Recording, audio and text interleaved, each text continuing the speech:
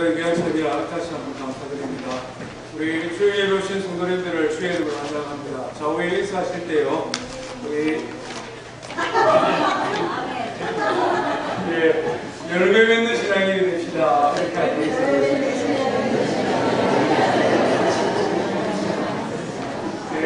가을입니다. 결실의 기적에 우리 믿음, 우리 신앙도 열매 맺었으면 참 좋겠습니다. 오늘 우리가 너무나 익숙하고 잘 아는 말씀을 함께 살펴보기를 원합니다. 예수님의 12 제자 가운데 수제자라고 할 수 있는 베드로, 안드레, 야고보, 요한, 이 네 사람이 처음으로 예수님의 제자가 되는 장면입니다. 특별히 예수님과 베드로 사이에 있었던 주고받았던 대화, 그 대화의 귀를 기울이면서 우리가 함께 하나님 말씀을 살펴보았으면 좋겠습니다. 본문은요, 누가복음입니다. 누가복음 5장 1절부터 11절 말씀까지를 한 절씩 교독하도록 하겠습니다. 누가복음 5장 1절부터 11절 말씀입니다. 5장 1절입니다. 무리가 몰려와서 하나님의 말씀을 들을새 예수는 게네사렛 호숫가에 서서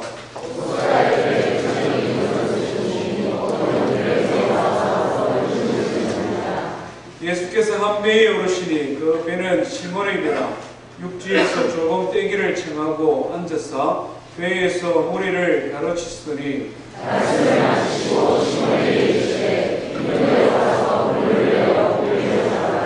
시몬이 대답하여 이르되 선생님, 우리들이 밤이 새도록 수고하였으되 잡은 것이 없지만은 말씀에 의지하여 내가 그물을 내리리이다 하고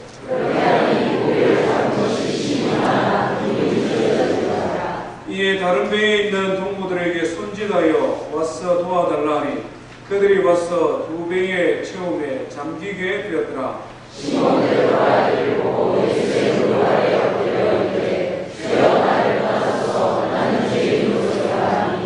이는 자기 및 자기와 함께 있는 모든 사람이 목이 잡힌 것으로 말미암아 놀라고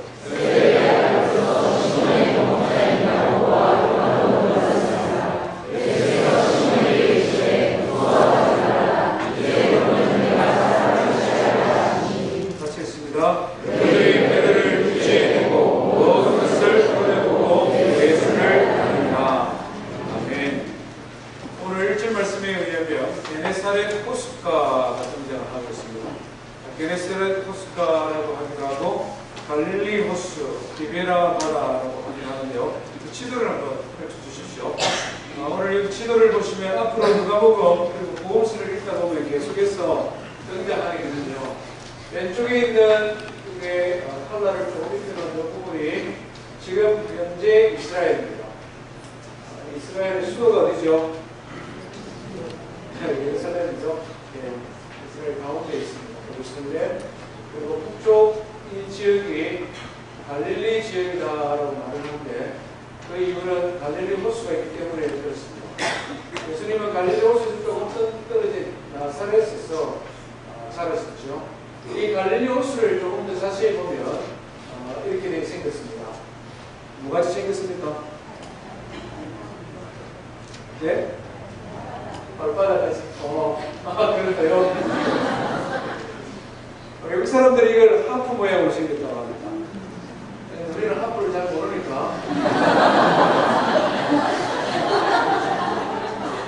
고구마같이 생겼다고 합니다. 네, 고구마같이 생겼는데요. 이 호수가 보면 우리 레이크 마틴보다 조금 큽니다. 길이는 레이크 마틴이 더 크고요. 폭이 갈릴리 호수가 크기 때문에 전체적인 크기는 갈릴리 호수가 조금 더 큽니다.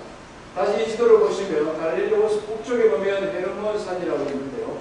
해발 30m 정도 되는 만년설이 있는 곳입니다. 그래 높진 않지만 위도가 높다 보니까 이쪽 지역에 항상 물이 있습니다. 그래서 비도 많이 오게 되고 여기서 신선한 물이, 깨끗한 물이 갈릴리 호수로 접어들게 됩니다. 그리고 호수 주변에는 평야가 있습니다. 특별히 이 북동쪽, 북쪽 사이에는 게네사렛 평야라고 있는데요.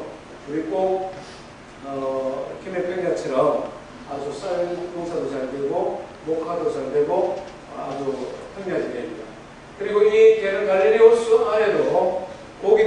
생각이 많아서 고고학자들의 연구에 의하면 여기에서 잡힌 유명한 고기, 베드로 고기라고 하기도 하는데요.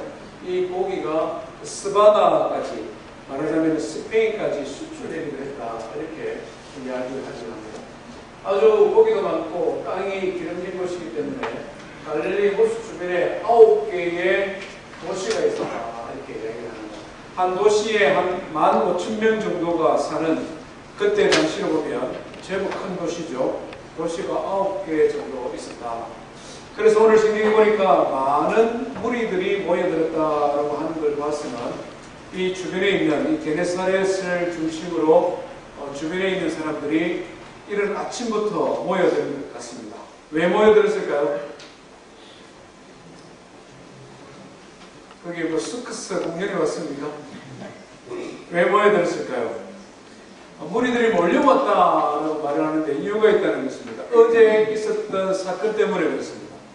이 갈릴리 호수가 그리 큰 동네가 아닌데 어제 하루 종일 게네사렛을 중심으로 갈릴리 호수 주변에 엄청난 일이 발생을 했습니다.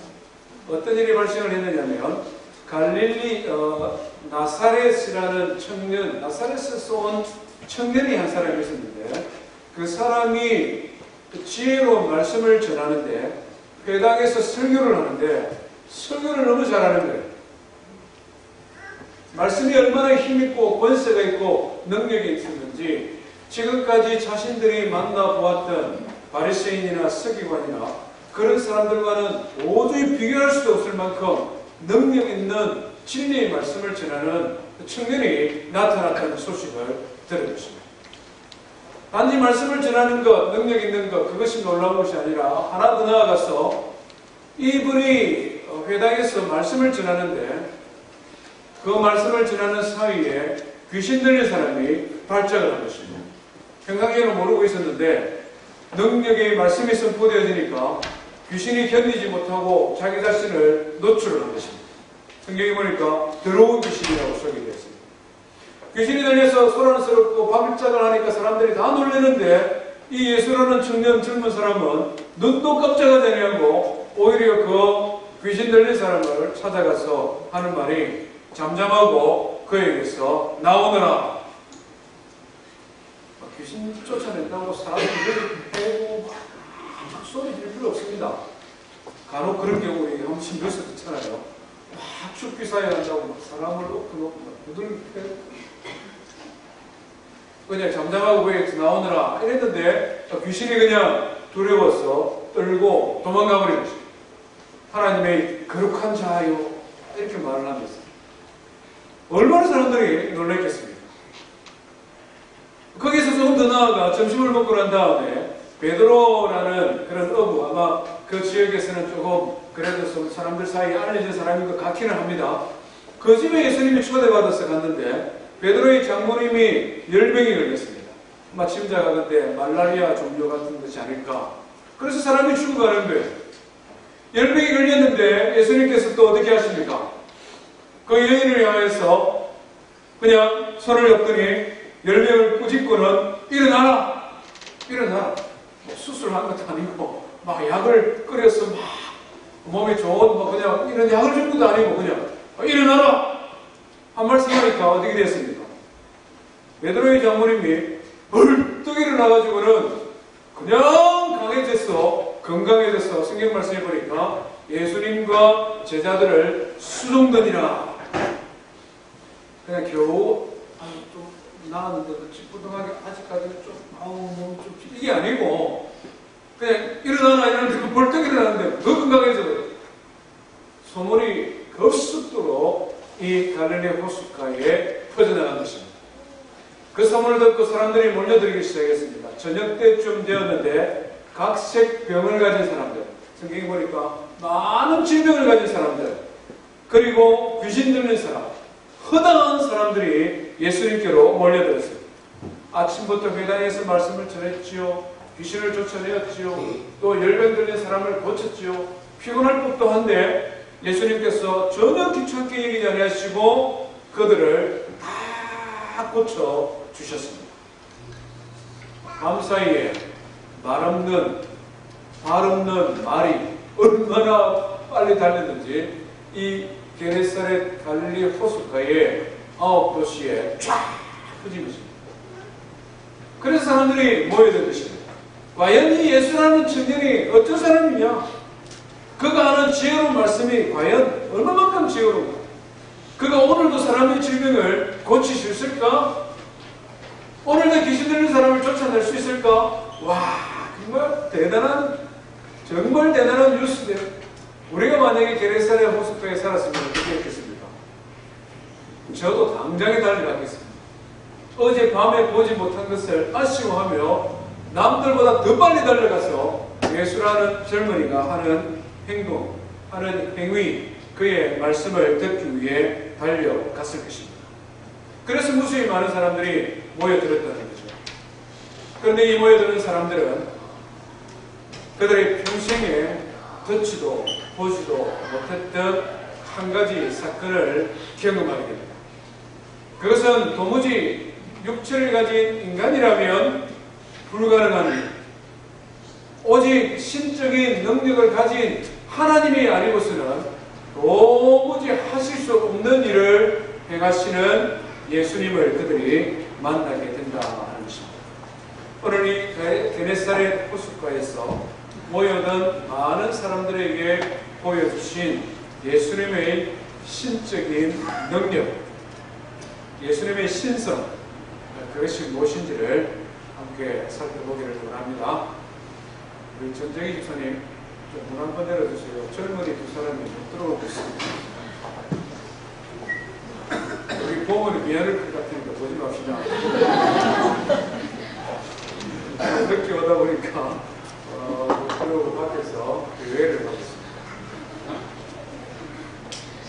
자, 예수님께서 오늘 게네사렛 호숫가에서 보여주신 신적인 능력이 여러 가지가 있는데 그 중에 두 가지만 짧은 시간 살펴보기로 합니다. 첫 번째는요, 오늘 우리가 읽은 4절부터 7절까지 기록되어져 있는 말씀을 통해 발견하게 됩니다. 그것은 뭐냐면 같이 한번 해봅시다. 예수님은 모든 것을 아십니다. 예, 모든 것을 아시는 분. 신학적인 용어로는 암니시언트라고 표현하는데요. 전지하신 하나님으로서의 예수님, infinitely wise 하신, 지혜가 끝이 없는, 그래서 모든 것을 알고 계시는 예수님을 무리들은 만나게 되었다는 것입니다. 구체적인 내용을 살펴보면요, 예수님께서 많이 몰려든 그들에게 오늘도 설교를 하셨습니다. 말씀을 전하셨습니다. 왜냐하면 예수님은 진리이신 분이시기 때문에 진리의 말씀을 증언하셨습니다. 보통 유대인 랍비들이 한번 모이면 한 3시간 정도 설교를 했는데 그날도 아마 그렇게 했던 것 같아요. 예수님께서 진리의 말씀을 다 전하고 난 다음에 베드로에게 하시는 말씀이 깊은 데로 가서 그물을 던져라, 이렇게 말씀하는 것입니다. 깊은 데로 가서 그물을 내려라. 사실 베드로는 밤새도록 고기를 잡았습니다. 우리가 성경에 기록되어 있는 것처럼 정확하게 표현하면 밤새도록 그물을 내렸습니다. 그런데 고기를 한 마리도 잡지 못한 것입니다. 어젯밤에 혹시 야근하고 오늘 출근 교회 오신 분 계십니까? 밤새도록 야근하고 교회 오면 상태가 어떻습니까? 그런 상황이죠.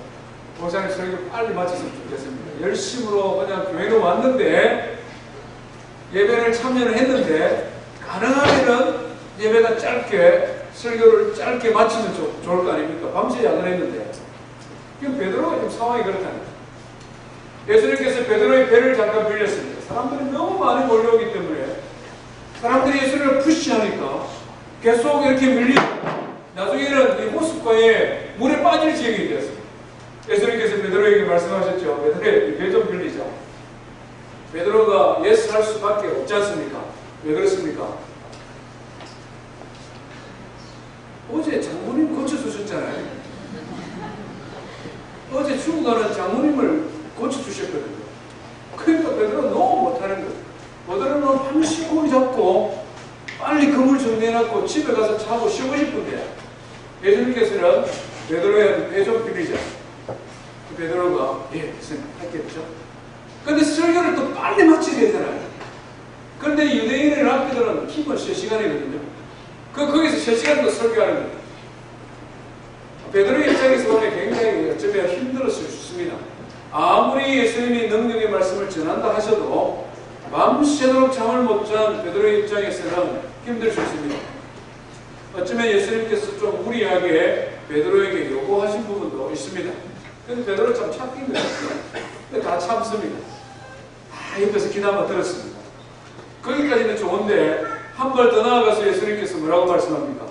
깊은 데 가서 그물을 던져라. 제 같으면 뭐라고 말씀하겠습니까? 어제 다 해봤습니다. 오늘은 고기 없는 날입니다. 그렇잖아요. 고기 늘 잡히더라도 물때가 안 맞거나 기온이 안 맞거나 똑같은 자리에 똑같이 고기 잡는데 한 마리도 안 잡힌 날이 있거든요. 그런 날은 어떻게 해야 됩니까? 미련하게 하면 안 됩니다. 그런 날은 빨리 들어가서 자고 물때가 조금 바뀔 때나 다시 나와봐야 돼요. 고기 잡는 일에 있어서 전문가는 베드로입니다. 그는 어부입니다. 예수님은 나사렛 출신이요, 베드로는 갈릴리 출신입니다. 그런데 예수님께서 베드로에게 깊은 데 가서 그물을 던지라고 합니다.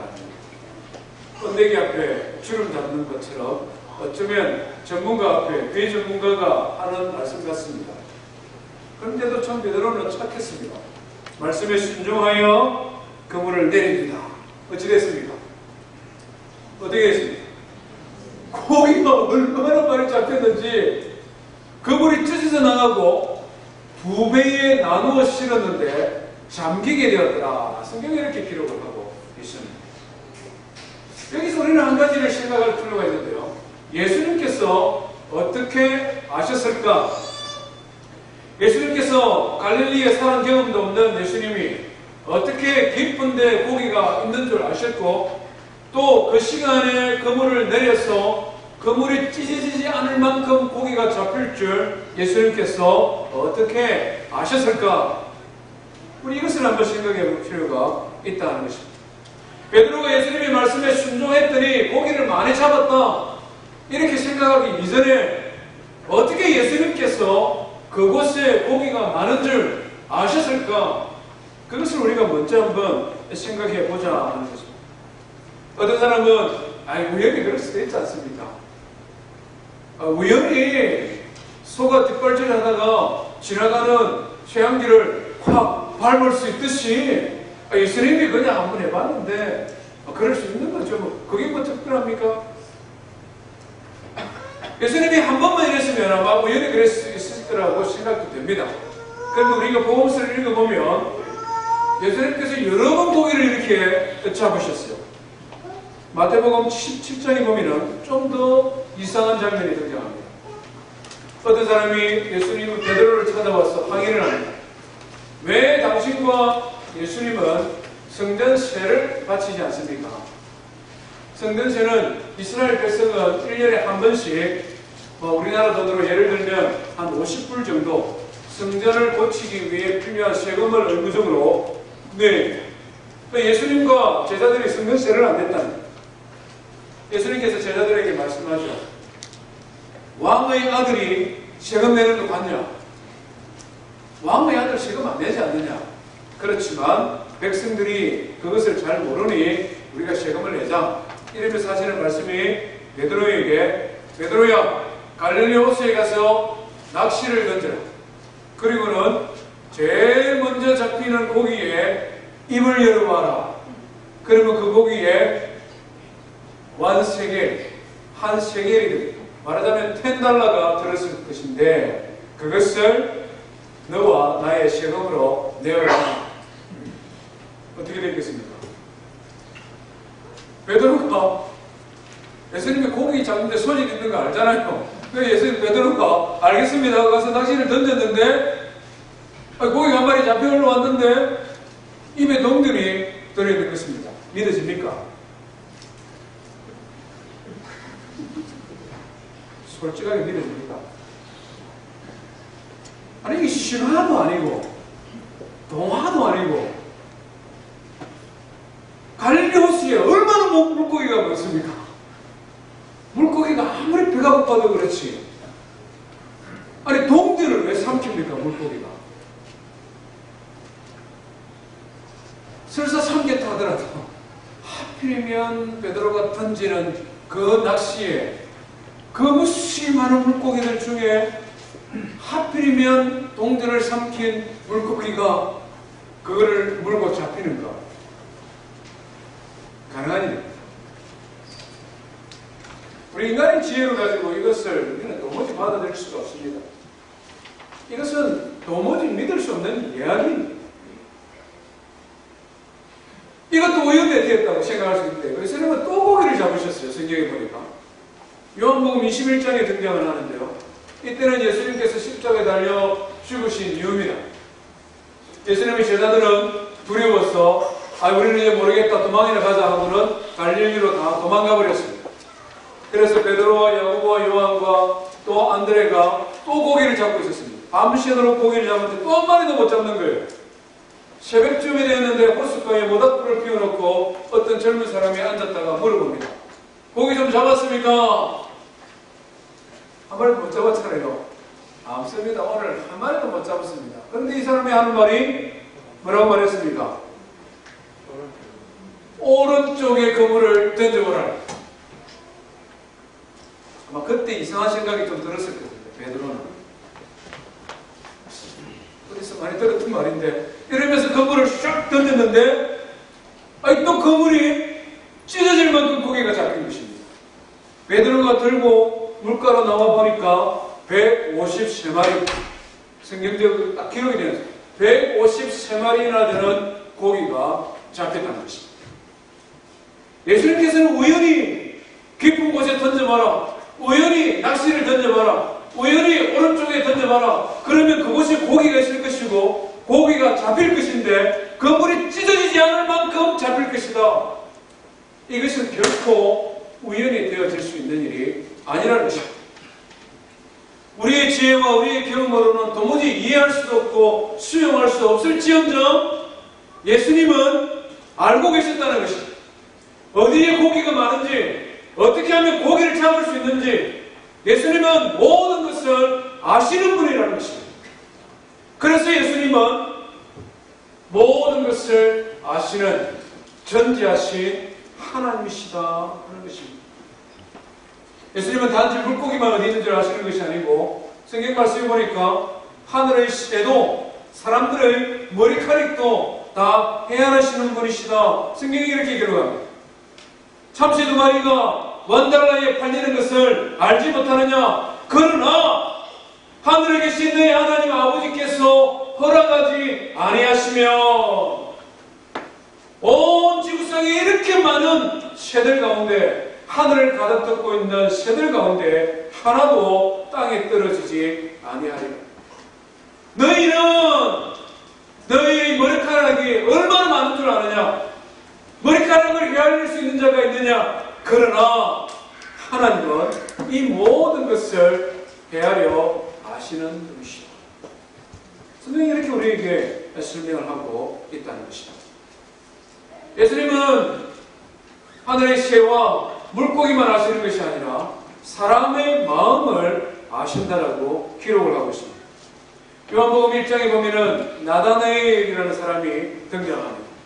바들로메라고 말을 하긴 하는데요. 예수님이 12제자 가운데 한 사람입니다.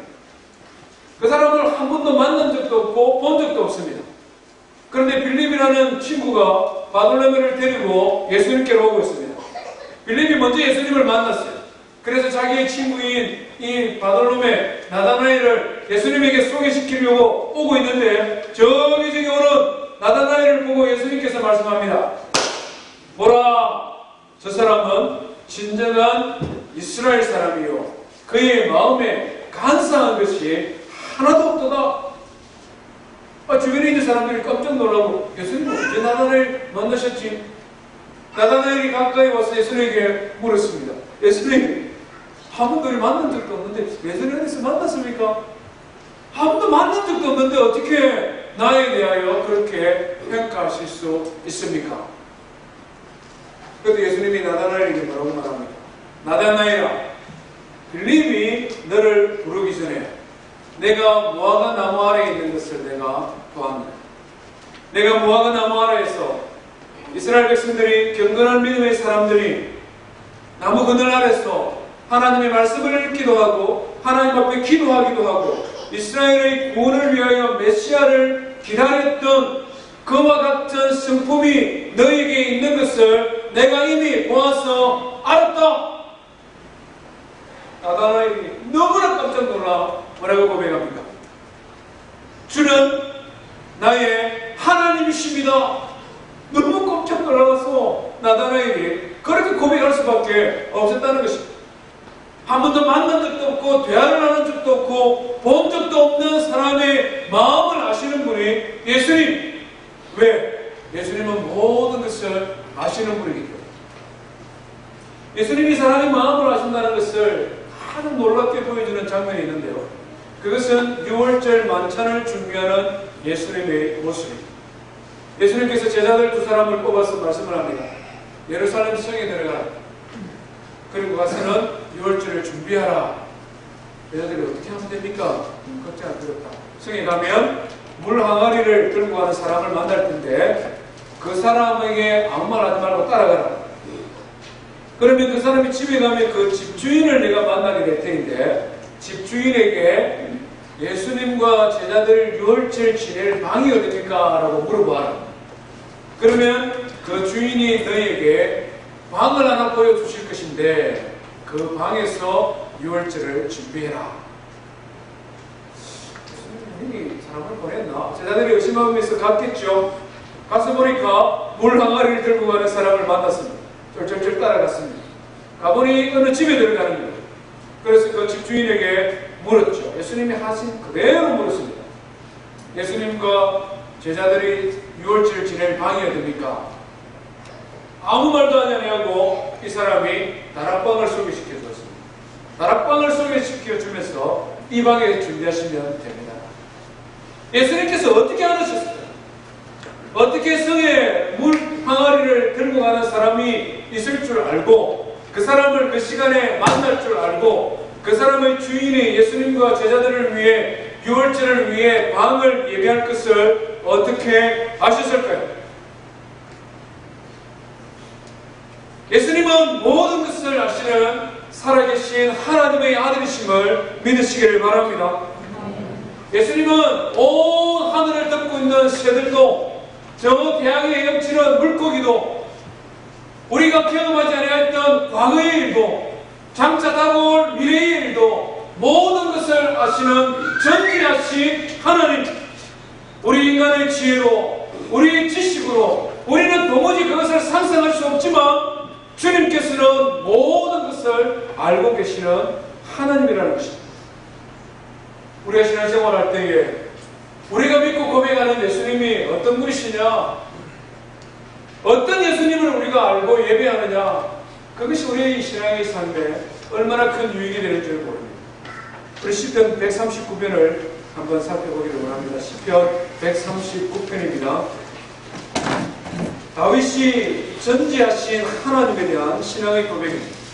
다윗이 평생의 신앙의 삶 속에 하나님이 모든 것을 알고 계신다, 그것을 깨닫고 난 다음에 기록한 시편이 시편 139편입니다. 몇 절을 제가 한번 읽어보겠습니다. 우리 같이 읽읍시다. 1절부터 4절 말씀을 먼저 한번 듣겠습니다. 시작. 여호와여, 주께서 나를 살펴보셨으므로 나를 아시나이다. 주께서 내가 앉고 일었음을 아시며 멀리서도 나의 생각을 밝게 하시오며 나의 모든 길과 내가 묻는 것을 살펴보셨으므로 나의 모든 행위를 익히 아시오니 여호와여, 내 혀의 말을 알지 못하는 것이 하나도 없으시나이다. 내가 예배하는 하나님은 모든 것을 아는 것입니다. 나의 생각도 하시고 나의 혀의 입술의 말씀도 하시고 나의 모든 행위도 하시고 나의 앉고 일었음도 아시니 하나님은 나의 모르시는 것이 없다. 하나님께서 모든 것을 아신다는 것이 우리 신앙의 삶에 얼마나 소중한지 모르는데요. 첫 번째는 위로와 격려가 되고 두 번째는 두려움도 됩니다. 그렇지 않습니까? 하나님께서 모든 것을 아신다는 것이 우리에게 얼마나 큰 위로가 됩니까? 7절 이하의 말씀에 보면 다윗이 이렇게 고백합니다. 내가 주의 영을 떠나 어디로 가며 주의 앞에 어디로 피하리까? 내가 하늘로 올라갈지라도 거기 계시고 수월에 내 자리, 저 지옥 같은 곳에 내 자리를 필지라도 주님은 거기 계십니다. 내가 새벽 날개를 치고 바다 저 끝으로 도망가고 싶은 거고 아무도 나를 찾지 않고 만날 수 없는 곳, 그래서 정말 모든 것이 없는 그런 곳을 숨어버리고 싶은 그곳에도 주님께서는 계시고 나를 아시고 그곳에서 주님께서 나를 지키시고 인도하시고 보호하신다는 것입니다. 14절 말씀에 보니까 내가 주께 감사함은 하나님께서 모든 것을 아시니 감사하다는 것입니다. 나를 지으심이 심히 기묘하며 주께서 하시는 이 기이함을 내 영혼이 잘 아나이다. 하나님께서 우리의 모든 것을 아신다는 것입니다. 우리 성도님들이 고민도 하시고 답답한 마음도 하시고 오해받아서 속상한 것도 하시고 불확실한 미래에 대하여 불안한 마음도 하시고 우리 주님께서 모든 것을 아시니 어느 곳으로 피하든지 어느 곳에 있든지 주님께서 우리를 지키시고 보호하시고 사랑하시고 인도하시는 사랑의 하나님이심을 믿으시기 바랍니다. 네. 모든 것을 아십니다. 한편으로는 두렵기도 합니다. 우리 19절 말씀 한번 읽어보겠습니다. 시작. 하나님이여 주께서 반드시 악인을 죽이시리니 피 흘리기를 즐기는 자들아 나를 떠날지어다. 다윗이 이 시편을 왜 기록했는지 우리가 여기서 힌트를 받을 수 있습니다. 얻을 수 있습니다. 다윗이 지금 너무 괴로운 거예요. 사실은 다윗이 지금 너무 힘든 것입니다. 정말 저 하나 끝에 가서 숨어버리고 싶을 만큼 힘들고 괴로운 순간이라는 것입니다. 하나님께서 나의 모든 것을 아시니 하나님 나를 지켜주십시오. 내가 하나님께 피하나이다. 그것이 그의 고백인가 하면 또 한편으로는 무엇입니까? 하나님 악한 자를 아시니 나를 해하려고 하는 자를 아시니 피 흘리기 앞장서는 마음이 약한 자를 아시니 그들을 멸하여 주십시오. 그들을 심판하여 주십시오. 모든 것을 아시는 두려우신 분이 우리가 예배하는 살아계신 하나님이요 우리를 구원하신 예수 그리스도 그분이심을 믿으시기 바랍니다. 아멘. 두 번째 오늘 예수님께서 우리에게 보여주신 예수님의 신성은요 이런 놀라운 기적을 체험한 베드로의 고백 속에 담겨 있습니다. 우리 누가복음으로 다시 한번 돌아오겠습니다. 8절 말씀을 한번 읽어보겠습니다. 시작. 시몬 베드로가 이를 보고 예수의 무릎 아래에 엎드려 이르되 주여 나를 떠나소서 나는 죄인이로소이다. 이 좀 사실 어색하기도 하고 좀 당황스러운 장면입니다. 어부가 물고기를 많이 잡으면 어떻게 해야 됩니까? 조항해 해야 되잖아요. 밤새도록 못 잡았는데 잡으면은 기뻐하고 즐거워해야 되잖아요. 기뻐하고 즐거워하고 잔치를 벌여야 되는데 베드로는 어떻게 합니까? 주의 무릎 앞에 무릎을 꿇고 나를 떠나소서 나는 죄인이로소이다. 베드로의 나이가 이 시대에 그때에 한 40살 정도 되었다고 학자들은 이야기합니다. 예수님보다 좀 나이가 많았다는 것입니다. 이미 장가도 간 몸입니다. 주변의 동생들도 다 보고 있습니다. 저 물가에는 무수히 많은 사람들이 오늘은 또 예수가 어떤 일을 하나 것을 보고 있습니다. 그런데 베드로가 예수님의 발 아래 무릎을 꿇었다는 것입니다. 이것도 굉장히 당황스러운 일이 아닐 수 없습니다. 그런데 그보다 더 놀라운 것은 그의 입에서 터져나온 말입니다. 주여 오로라고 표현했는데 헬라어로는 이것이 큐리오스. 이 말을 언제 사용하느냐면 이스라엘 백성들이 하나님 앞에 예배할 때 사용하는 말입니다. 야훼 하나님, 여호와 하나님은 너무 크고 두려우신 하나님이 감히 그 하나님의 이름을 부를 수 없기 때문에 이스라엘 백성들이 하나님 앞에 예배할 때는 야훼라고 부르기보다는 주여 큐리오스 이렇게 고백했다는 것입니다. 베드로가 지금 너무 놀라서 자기도 모르게 입에서 말이 툭 터져 나왔는데 그것은 하나님 앞에 예배할 때에 하나님을 부르는 명칭이라는 것입니다. 그 뒤에 이어지는 말은 더 놀라운 말이지 않습니까? 나를 떠나소서 나는 죄인으로서이다.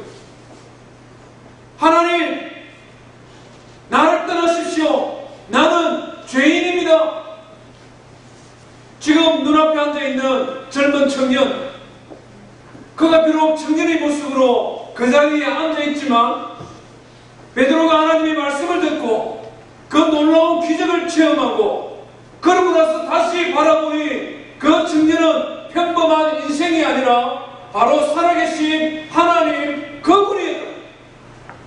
그래서 자기도 모르게 고백하는 것입니다. 주여 나를 떠나소서 나는 죄인입니다. 베드로가 더운 날씨에 밤새도록 일하고 너무 피곤해서 정신이 살짝 갔습니까? 베드로는 누구보다도 하나님을 예배하는 오직 하나님께만 주여라고 외쳐야 되는 것을 누구보다도 잘 아는 유대인이란 말이에요. 베드로는 그 누구보다도 맑은 정신을 가진 사람입니다. 지금은 그의 평생에 한 번도 경험해보지 못하였던 그의 영혼이 완전히 깨어나는 순간이라는 것입니다. 왜? 고기 잡는 것은 베드로의 일입니다마는 베드로가 일하던 그 삶의 현장 속에 베드로는 그의 삶 깊숙이 다가오신 살아계신 하나님을 그가 오늘 만났기 때문에 그렇다는 것입니다. 성경을 읽어보면 하나님을 만난 모든 사람들의 공통된 특징이 그러했습니다. 구약성경의 가장 대표적인 몇몇 사람을 소개하면요, 욥이라는 사람입니다. 욥은 하나님 앞에 불만이 많았던 사람입니다. 그의 인생을 보면 이해가 갑니다. 그렇지 않습니까? 아주 부잣집 영감님으로 있었는데 갑자기 들판에 그냥 토네이도가 몰아붙이더니 양들이 다 죽어버렸습니다. 소들이 다 죽어버렸습니다. 양과 소를 돌보던 자식들이 다 죽어버렸습니다. 토네이도가 갑자기 집의 기둥이를 콱 치니까 집이 무너져 버리면서 집에 일하던 하인들도 다 죽어버렸습니다. 그것이 하루아침에 다 생긴 일입니다. 뿐만 아니라 몸에 질병이 생겼는데, 피부병이 생겼는데 죽을 지경에 이 지경 되면 불만 안 생길 사람이 어디 있겠습니까? 그래서 그가 하나님 앞에 항의하는 것입니다. 하나님! 내가 평생 하나님 섬기고 예배하고 지금까지 경건하게 살았는데 도대체 이게 뭡니까? 하나님이 살아계시다면 대답 좀 해주세요. 왜 이런 일이 나에게 생기는지, 왜 이런 일이 우리 집에 일어나는지 나에게 좀 대답 좀 해주세요. 하나님 말씀해주세요. 욥기 1장부터 39장까지 읽어보면 이런 항의입니다. 욥이 하나님 앞에 드리는 항의. 어떻게 이런 일이 일어날 수 있습니까? 하나님 살아있다면 나에게 말씀해 주십시오. 하나님 저라도 그러겠습니다. 하나님께서 욥에게 대답을 하기 대신에 막 질문을 하시죠. 욥아, 내가 세상에 기초를 쌓을 때 너는 어디 있었느냐? 욥아, 내가 저 하늘에 무수히 많은 별들을 만들 때 너는 어디 있었냐? 욥아, 내가 세상에서 가장 큰 짐승 리오야나 코끼리보다도 더 크고 악어보다도 더 큰 이런 짐승을 만들 때 너 어디 있었느냐? 막 질문을 40장부터 41장까지 막 합니다. 그때 욥이 뭐라고 고백합니다. 우리 욥기 한번 찾아볼까요? 그렇게 항의하던 욥이 하나님의 음성을 듣고 난 다음에 깜짝 놀랐습니다. 욥기 42장을 보십시다. 42장 1절부터 6절 말씀까지인데요. 5절 6절만 한번 읽어보겠습니다. 5절 6절입니다. 시작. 구약성경 804페이지 시작. 내가 주께 대하여 귀로 듣기만 하였사오나 이제는 눈으로 주를 배운다이다.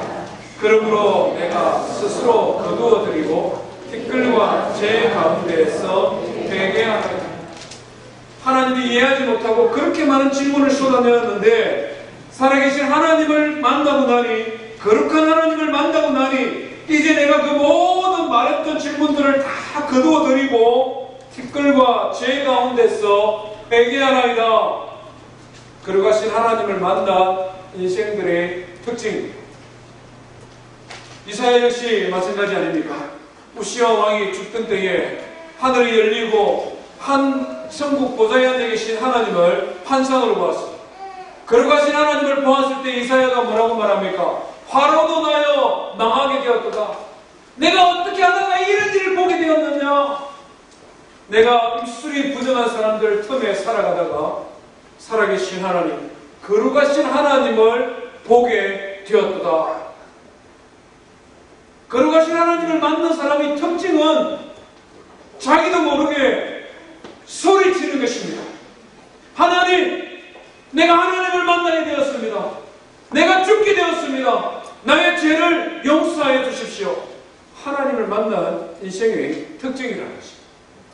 출애굽기 21장에 보면은 또 이스라엘 공동체 전체가 하나님을 만났습니다. 19장에 하나님이 나타나셔서 십계명으로 대표되어지는 10부의 말씀을 이스라엘 백성들에게 주었습니다. 시내산에 구름 가운데 번개가 치는 가운데 나팔 소리가 들려오는 가운데 하나님의 영광이 저 높은 산에 나타났을 때에 이스라엘의 모든 백성들이 죽게 되었습니다. 땅에 엎드러졌습니다. 그리고는 모세를 찾았습니다. 모세를 향하여 뭐라고 외칩니까? 모세요, 당신이 우리에게 말하여 주십시오. 당신이 우리에게 말하고 하나님이 직접 우리에게 말씀하지 아니하도록 당신이 하나님과 우리 사이에 중보자가 되어 주십시오. 우리 부정한 인생들이 살아계신 하나님을 만나서 다 죽게 되었습니다. 그렇게 고백하고 있다는 것입니다. 베드로가 제정신이 아닌 것이 아니라 그의 영혼이 새롭게 깨어나는 순간이라는 것입니다. 배당에서 말씀을 전하시는 분이 깊은 곳에 가서 그물을 던지라고 말씀하는 이 젊은이가 우연히 어쩌다 보니 그래 된 것이 아니라 바로 이가 살아계신 하나님이시구나. 바로 이분이 거룩하신 하나님이시구나. 그것을 그가 지금 깨닫게 되었다 하는 것입니다. 그래서 그가 외치는 것입니다. 주여, 나를 떠나소서. 나는 죄인이로소이다. 우리의 신앙의 삶에서 예수님이 거룩하신 분이라는 것을 아는 것, 그것이 얼마나 소중한 일인지 모릅니다. 그것이 얼마나 하나님의 축복인지를 모릅니다.